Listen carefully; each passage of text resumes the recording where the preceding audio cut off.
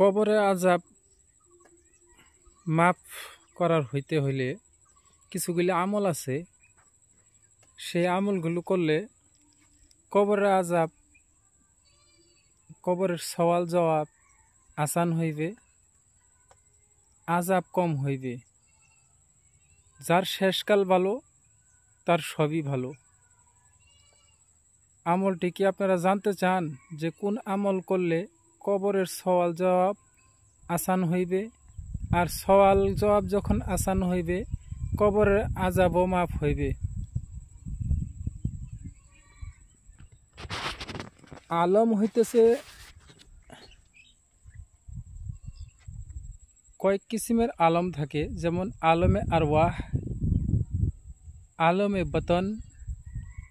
আলমে আরওয়াহ হইতেছে রুহের জগৎ, আর আলমে বতন হইতেছে মার গর্ভে যে সময় থাকা হয়, সন্তানটি মার গর্ভে যখন সময় থাকে সে সময় আলমে বতন কয়।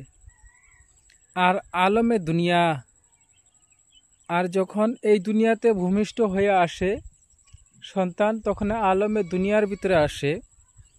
আর যখন মানুষ ইন্তেকাল হয়, মুন্তাকিল হয়, যখন কবরে চলে যায়, ওইটাও এক জগতের আলম ধরা হয়।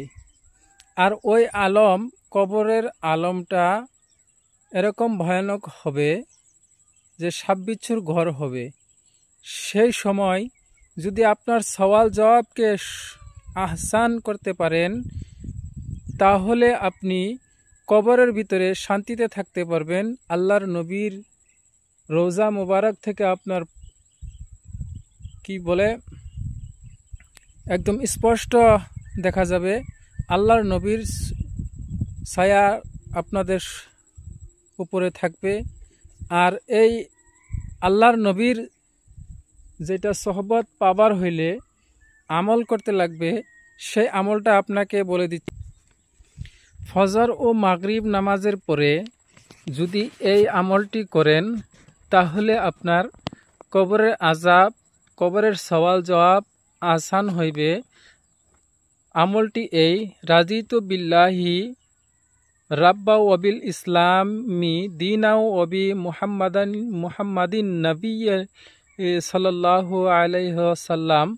ফজরের নামাজ ও মাগরিবের নামাজের পরেই এই আমলটি করে যাবেন, তাহলে আপনাদের কবরের সওয়াল জবাব খুবই সহজ